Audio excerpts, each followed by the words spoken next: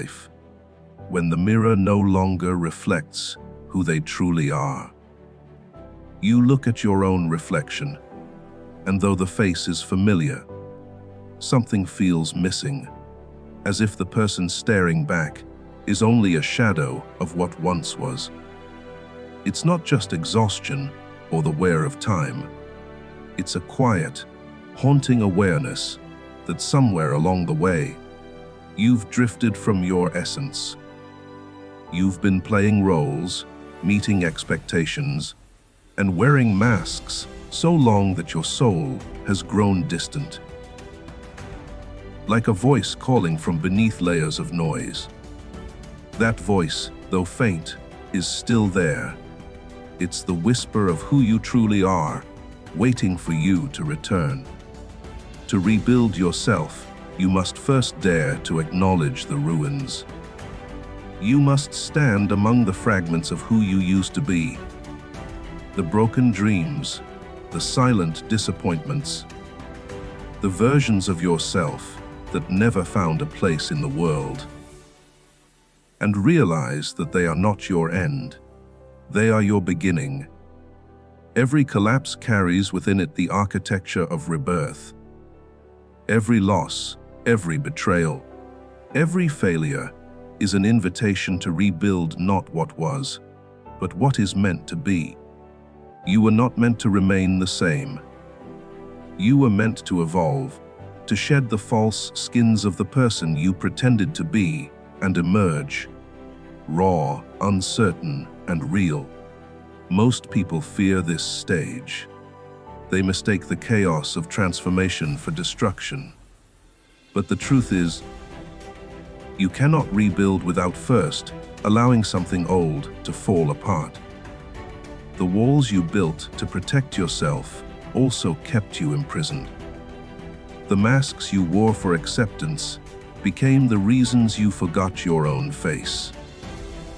Rebuilding begins the moment you stop running. When you stop numbing the ache with distractions and finally sit in the silence of your own being. That silence, uncomfortable as it is, holds your answers. So if you find yourself lost, confused, or empty, understand this: it's not the end of your story. It's the dismantling of a life that no longer fits the truth of who you are. The cracks in your foundation are not signs of failure. They are openings through which your authentic self is trying to emerge. The question is not whether you can rebuild. It's whether you are willing to become who you were always meant to be. Point 1. The collapse of the false self is one of the most painful yet liberating experiences a human being can endure. It feels like everything you once knew begins to crumble. Your identity, your beliefs, the image you've built in the eyes of others. You stand at the edge of an inner abyss, watching the structures of your personality fall apart. But this collapse is not a punishment. It is an awakening. It is life stripping away what was never truly you. The false self is the version of us that we create to survive in a world that rarely honors authenticity. It is made of masks. The polite one, the strong one, the successful one, the one who always smiles even when dying inside. We learn to wear these masks early, often as children. When we discover that love and acceptance seem to depend on who we pretend to be rather than who we truly are, we shape ourselves to please others, to avoid rejection, to belong. Over time, the mask hardens. It becomes our identity. We begin to mistake it for the truth. But deep within, there is always a quiet unease, a whisper that something is not right. We may feel anxious without knowing why. We may succeed in everything the world values and still feel hollow. That hollowness is the soul's protest, against the false structure we've built. The psyche cannot live long in falseness without suffering. Eventually, cracks begin to appear through loss, heartbreak, failure, or deep existential confusion. The collapse often comes through crisis. Something happens that the mask cannot handle. The relationship fails, the career ends, the health declines, or the belief system shatters. We suddenly realize that all we built our identity upon was fragile, temporary, external. The tower falls, and as painful as that collapse is, it is also sacred. Because in that moment of ruin, truth begins to breathe again. When the false self collapses, everything that was hidden begins to surface. Emotions we've denied for years come rushing in: grief, anger, fear, confusion. The ego resists. It wants to rebuild the mask, to restore the illusion, to find comfort in the familiar. But the deeper intelligence of the soul does not allow it. The collapse has a purpose: to free you from what you are not. Every pretense, every lie you've told yourself, every role you've performed begins to disintegrate. You begin to see how much of your life was built on other people's expectations. You begin to see how often you silenced your intuition to maintain peace, how often you betrayed your inner truth to be liked or accepted. That seeing is painful because it reveals how far you've drifted from your own essence. Yet in that pain lies the seed of rebirth. To rebuild yourself, you must first stand among the ruins without rushing to escape them. You must have the courage to face the emptiness, to not fill it immediately with distractions, relationships, or new identities. The false self thrives on movement, on noise, on endless doing. But the soul asks for stillness. It asks you to sit in the silence and let the old version of you die. This death is not physical but psychological. It is the death of pretense, of the compulsive need to appear strong, perfect, or unbothered. You learn that you don't need to prove anything to anyone. You begin to realize that your worth does not depend on performance but on presence. During this phase, confusion is natural. You might not know who you are anymore. You may feel lost between two worlds: the old identity that no longer fits, and the new one that has not yet formed. This in-between space is uncomfortable, but it is sacred ground. It is where the true self begins to stir. The collapse of the false self creates a vacuum, and nature does not tolerate a vacuum for long. Something authentic will emerge to fill it, but it takes time. The soil must rest after the fire before new life can grow. This is not a journey of self-improvement. It is a journey of self-remembrance. You are not building a new version of yourself.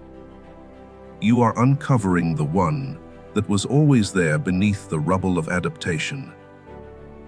As the illusions fall away, you begin to see the world differently. You realize that much of what society celebrates, success, fame, approval, are merely extensions of the same falseness you've escaped. You see how people are trapped in their own masks, repeating the same patterns of pretending. Compassion arises because you understand their struggle. You were once there too. The collapse of your false self becomes not just a personal event, but a spiritual awakening. You begin to sense a deeper intelligence guiding your life. Something that moves beneath the surface of logic and control. You start to trust that intelligence more than the opinions of others. You stop chasing validation and begin to follow meaning. The rebuilding that follows is subtle. It does not happen through force or willpower, but through surrender. You rebuild not by adding new layers of identity, but by stripping away everything that is not true. You start to act in alignment with your inner voice. You say no when your heart resists. You speak truth even when it shakes your voice. You choose solitude over superficial connection. The world may not understand you, but that no longer matters. The more you honor your truth, the lighter you become. You begin to feel a quiet confidence that does not depend on approval. You become grounded in yourself. That is the beginning of freedom. The collapse of the false self is not an event that happens once. It is a process that unfolds throughout life. Each time you cling to a role or belief too tightly, life will shake it loose. The soul's aim is wholeness, not comfort. Every ending, every loss, every disillusionment serves that aim. Eventually, you learn to welcome these collapses as sacred invitations to return to yourself. What once felt like destruction now feels like purification. You realize that to truly live, you must keep dying to what you are not. In the end, the collapse of the false self reveals that the truth was never lost, only covered. Beneath all the masks, beneath the noise and striving, there has always been a still, luminous presence quietly waiting to be remembered. When you allow everything false to fall away, that presence stands revealed. It is not something you need to build. It was there all along, untouched by the storms of identity and time. The collapse was never your end. It was your beginning. Confronting the shadow is the most essential and uncomfortable part of rebuilding yourself. It is the process of turning inward to face the hidden aspects of your personality. The parts you deny, repress, or condemn. Every human being carries a shadow, a side of themselves they would rather not see. It is made of everything you've been taught to reject: anger, envy, jealousy, selfishness, fear, and pain. These emotions do not disappear when ignored. They descend into the depths of the unconscious, where they grow in silence, shaping your behavior from behind the scenes. The more you deny them, the more power they gain. What you refuse to face within yourself will eventually appear in your life, disguised as fate, conflict, or misfortune. The people you dislike often mirror what you haven't yet accepted in yourself. The situations that frustrate you most often reveal the traits you've buried. Life, in its mysterious wisdom, constantly reflects the unhealed parts of your inner world. Confronting the shadow means taking radical responsibility for this reflection. It means looking honestly at your own darkness without judgment. Most people fear doing this because they confuse self-awareness with self-condemnation. They think that admitting their flaws means becoming weak or bad. But the opposite is true. The act of seeing your shadow is the act of reclaiming your power. You cannot control what you do not know, and you cannot heal what you do not acknowledge. When you suppress your anger, it doesn't disappear. It transforms into bitterness, passive aggression, or self-sabotage. When you deny your fear, it secretly dictates your choices. When you bury your sadness, it poisons your joy. The shadow is like a neglected child. The more you abandon it, the louder it cries for attention. Facing the shadow requires immense courage, because it means dismantling the image you've built of yourself. It means admitting that you are not always kind, noble, or pure. It means recognizing your capacity for cruelty, envy, laziness, and deceit. At first, this realization feels unbearable because it shatters the ego's illusion of goodness. But there is no growth without that rupture. The purpose of shadow work is not to eliminate these traits, but to understand them. Every dark impulse carries a hidden lesson or unexpressed energy. Anger, for example, can reveal where your boundaries have been violated. Jealousy can point to the parts of you longing to be expressed. Fear can show where your faith is weak. Each negative emotion is a messenger trying to guide you back to wholeness. To rebuild yourself, you must stop running from these messengers and begin listening to them. Most people spend their lives projecting their shadows onto others. They see selfishness, greed, and arrogance in the world, but never recognize how these qualities live within themselves. This projection protects the ego from shame, but keeps the soul in bondage. True freedom begins when you withdraw these projections and own your darkness. You realize that the line between good and evil runs through every human heart. You begin to understand that morality is not about denying your shadow, but about integrating it. Integration means acknowledging your darker impulses while choosing not to act from them unconsciously. It means allowing anger to exist without letting it control you, allowing fear to speak without letting it silence you. You stop dividing yourself into good and bad, light and dark, and begin to see that both are expressions of the same life force seeking harmony. Confronting the shadow is not an intellectual exercise. It happens through direct experience. Sometimes it begins with a painful confrontation, an argument, a loss, a betrayal that exposes something raw within you. You may suddenly realize that the very behavior you despise in others exists in you. You might see how your need for control has pushed love away, or how your pride has disguised your insecurity. These moments are humiliating but transformative. Humility is the doorway to truth. When the false image of perfection breaks, authenticity begins to grow.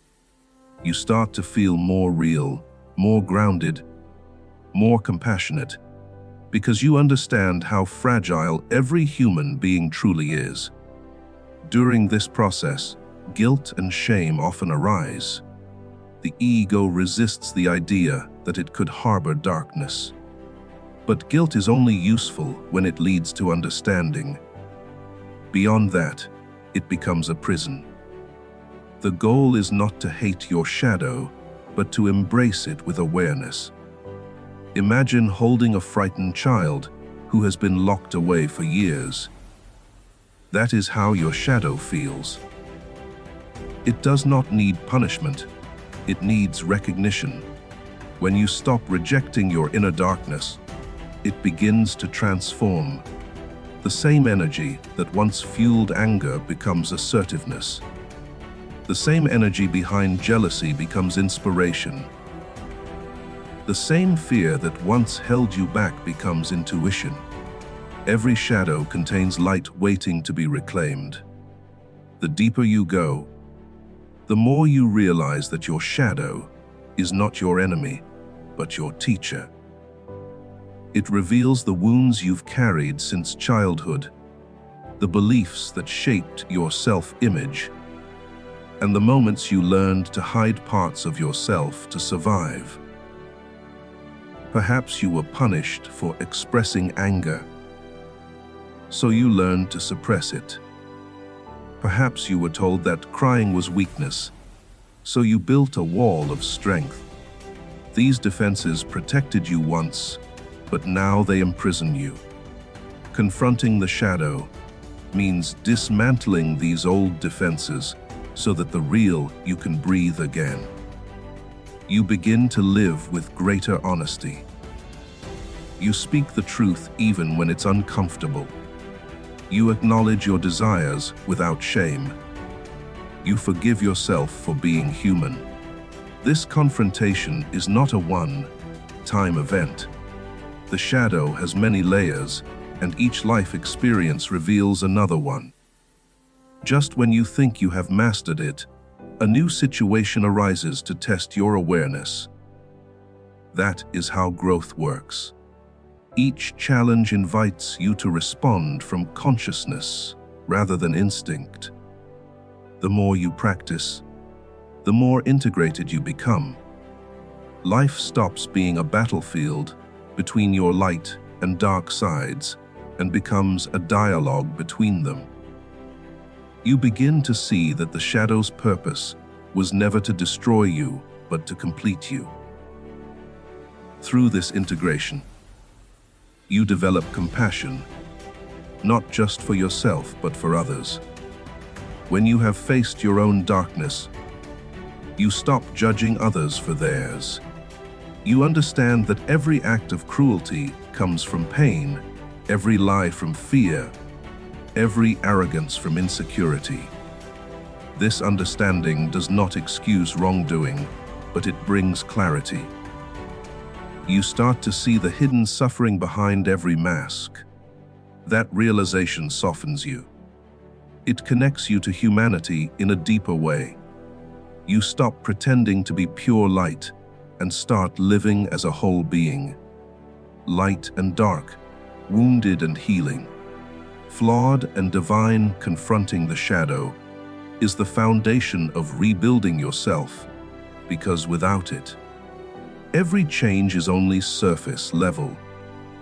You can change your habits, your clothes, your surroundings, but if you do not face your inner darkness, you will rebuild the same patterns in new forms.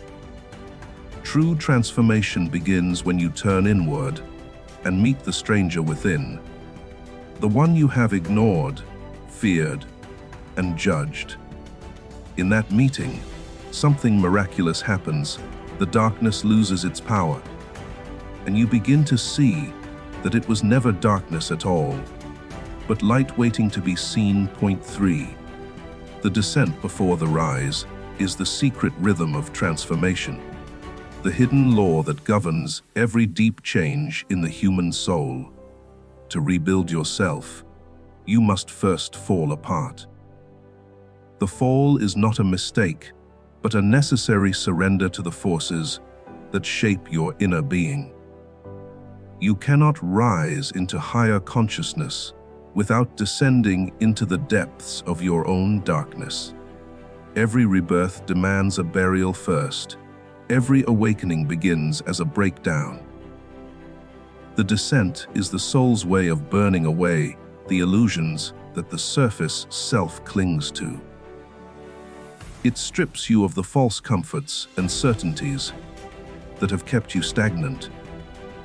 It dismantles the fragile ego that wants control over everything. It brings you face to face with your vulnerability, with the realization that you are not who you thought you were. In the beginning, the descent feels like loss. You lose your direction, your confidence, your purpose. You may wake up one morning and feel as though the world has gone dim, as if something vital within you has been extinguished. The things that once excited you no longer do. The people and places that gave you meaning now feel foreign. You may even question your sanity, wondering why you feel so detached from life. But this confusion is not chaos, it is initiation. You are being pulled inward by an unseen force that wants to break your attachment to the outer world. Everything that is shallow or false must dissolve so that the real can emerge. In this phase, nothing external can save you. You might seek distraction in work, relationships, or pleasures, but they will offer no real relief. The descent demands solitude. It asks you to sit in the emptiness without escaping. It asks you to listen to the silence beneath your fears. At first, the silence feels unbearable because it reveals everything you've been avoiding. You begin to hear the echoes of unhealed wounds, regrets, and unfulfilled desires. The mind protests, seeking escape routes, but the descent keeps pulling you deeper. You realize that you cannot heal by escaping your pain. You must descend into it, touch it, and understand it. Only through acceptance does the darkness begin to change. The descent is also a confrontation with meaninglessness. The structures of belief that once guided you begin to collapse. You start to question everything: your goals, your relationships, even your sense of self. You may feel as though life has betrayed you, that all your effort and faith have led to nothing. This spiritual desolation is what mystics throughout history have called the dark night of the soul. It is not depression in the clinical sense, but a sacred emptiness that strips you bare of illusions. You are being emptied so that something new can fill you. The old self must die for the new one to be born. During this period, the ego feels powerless. It no longer knows how to function without its familiar identities. You may find yourself crying without reason, feeling anger without cause, longing for something you cannot name. This is the language of the soul, raw, irrational, but deeply true. The descent dismantles the logic of the mind and replaces it with the wisdom of experience. It teaches through pain what comfort never could. You begin to see that your suffering is not an enemy, but a teacher, that every heartbreak, every loss, every failure is part of a greater alchemy. The descent purifies. It burns away pride, attachment, and fear until only the essential remains. As the descent deepens, you may feel disconnected from others. People may not understand what you are going through, because this is not a visible journey. It happens quietly, beneath the surface of your daily life. You may go through the motions, working, talking, existing. But inside, something sacred is unfolding. The old you is dying. This inner death is not destruction, it is transformation. The seed cannot become a tree unless it breaks open in the darkness of the soil. The butterfly cannot emerge without the dissolution of the caterpillar. Likewise, you cannot become who you are meant to be without dissolving who you were taught to be. The descent often exposes your deepest fears. The fear of being alone, of failing, of being unworthy. You must face these fears one by one until they lose their hold. When you stop running from them, you discover that they were illusions guarding your hidden power.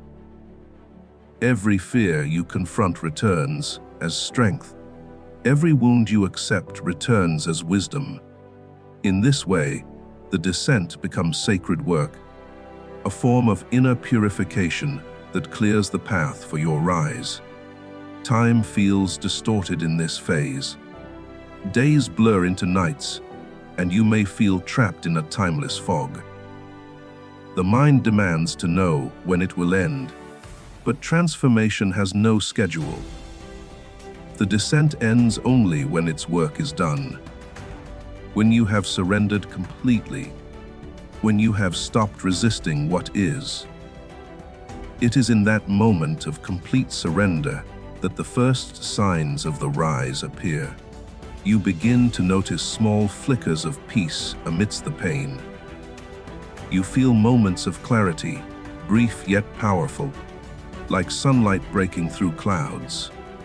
The inner chaos begins to quiet, and you sense that something within you has shifted.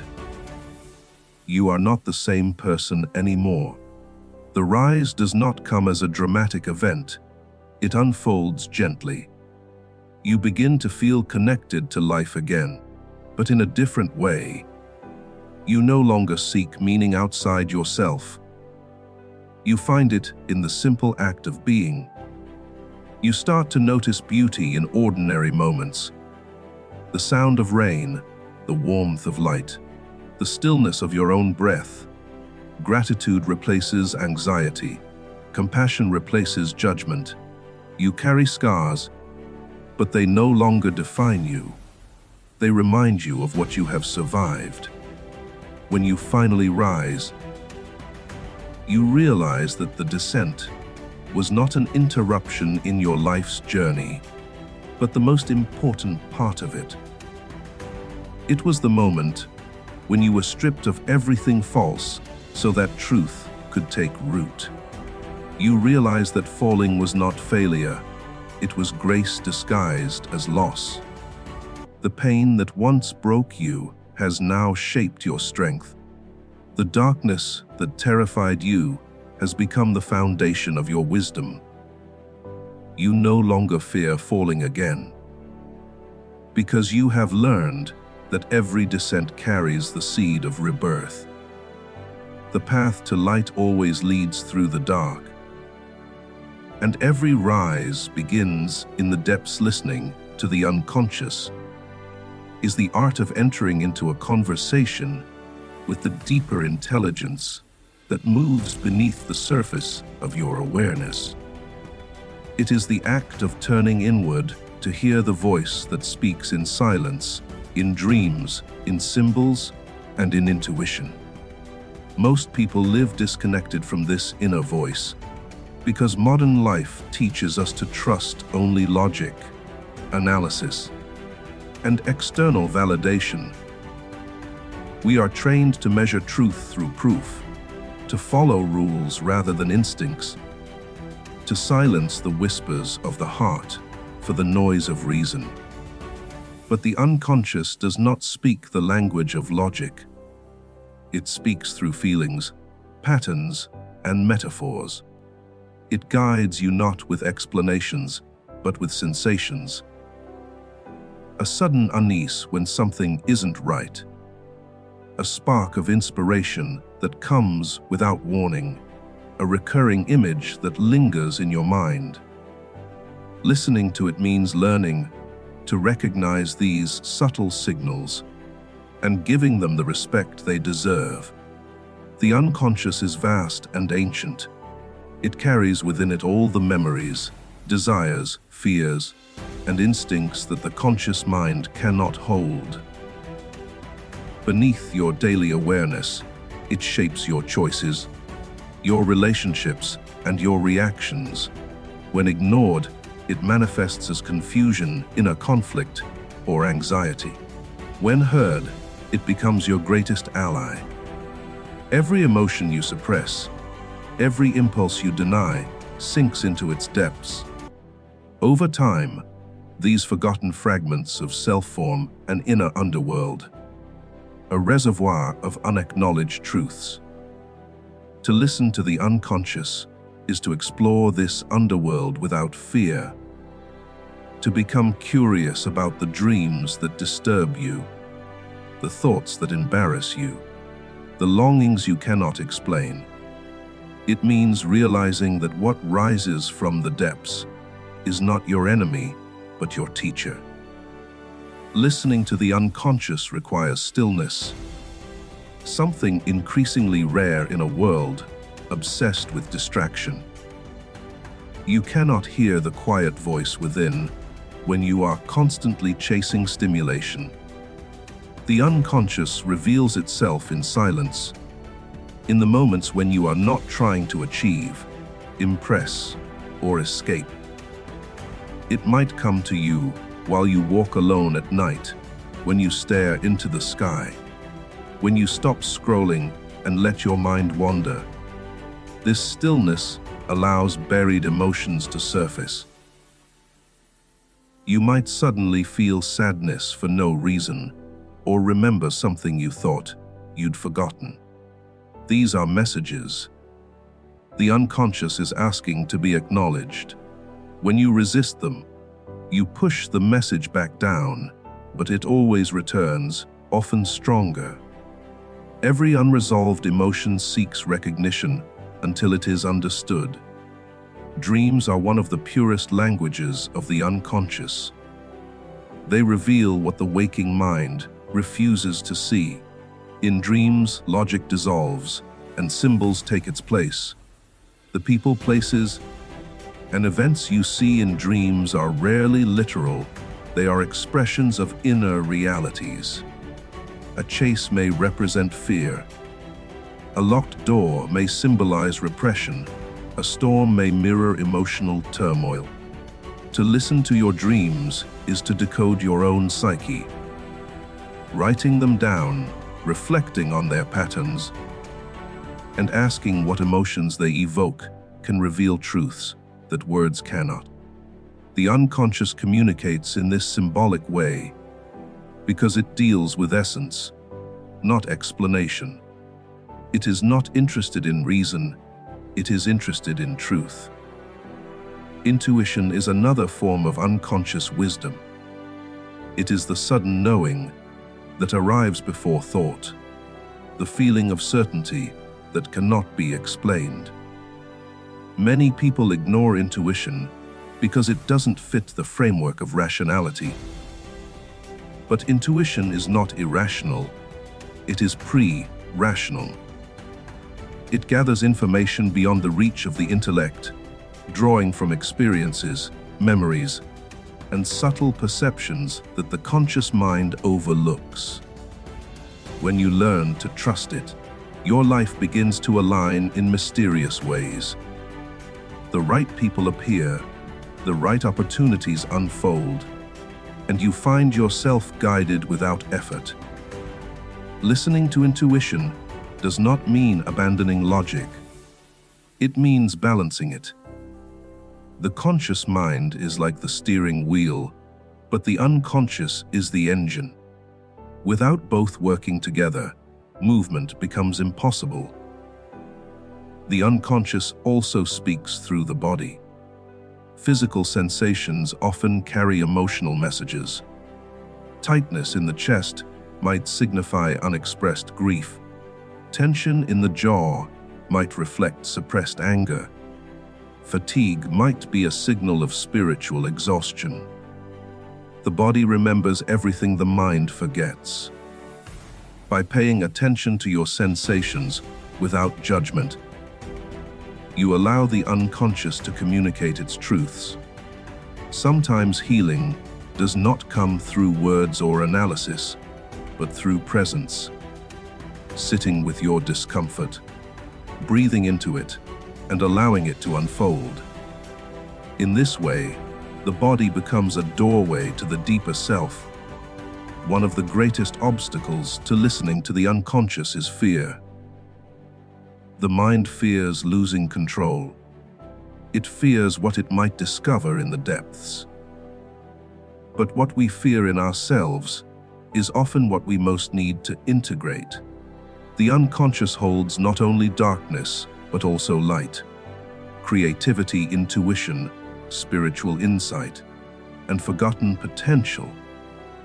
When you open yourself to its wisdom, you rediscover parts of your soul that have been asleep.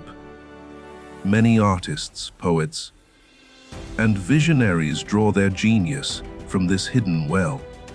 Their inspiration does not come from thinking harder, but from allowing something larger to move through them. To access this source, you must learn to surrender the need to control every outcome. You must trust the unknown. Listening to the unconscious is also an act of humility.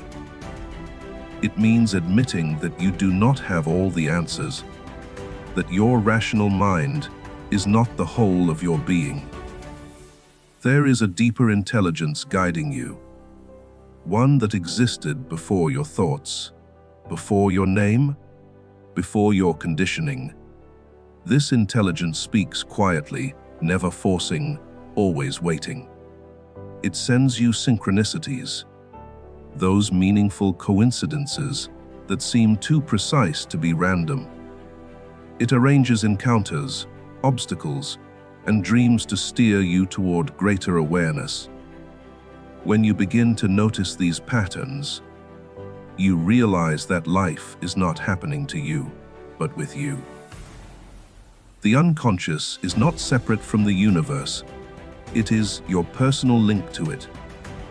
As you develop a relationship with this inner voice, your life becomes less about control and more about alignment. You stop struggling to make things happen and start listening for what wants to happen. Decisions become clearer, not because you have more information, but because you feel what is right. The noise of the world loses its power over you.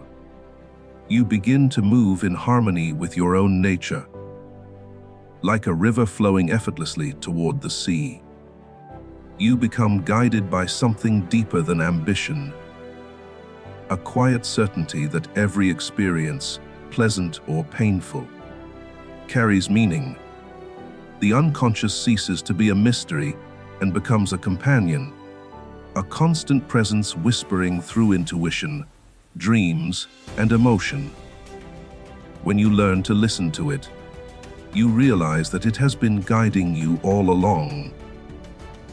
Authenticity over approval is the turning point in the process of rebuilding yourself. It is the moment when you stop shaping your life according to other people's expectations and begin to live from your own inner truth. For most of life, we are conditioned to seek validation. From childhood, we learn that acceptance comes when we behave in certain ways, when we please, when we perform, when we fit. We adapt to survive. We learn to smile when we're sad, to agree when we disagree, to hide our desires for fear of judgment. This adaptation becomes so habitual that we forget it is a mask. We start mistaking the approval of others for love and conformity for peace. But beneath that mask, a quiet restlessness grows. The soul feels suffocated when it cannot express itself freely. The search for approval becomes a prison, one built not from chains, but from smiles and compliments. The more you depend on the opinions of others, the more distant you become from your own essence. The path toward authenticity begins with discomfort. The realization that the life you've built is not entirely your own. You start noticing how much of your energy is spent trying to be acceptable, respectable, agreeable. You catch yourself editing your words, controlling your emotions, hiding your truth. There comes a point when this constant self-censorship becomes unbearable. The tension between who you are and who you pretend to be reaches breaking point. This is the beginning of awakening. It is not rebellion for its own sake, but a longing for inner freedom. To choose authenticity is to risk being misunderstood. It is to stand alone, sometimes in silence, while the world continues to applaud what you no longer wish to be.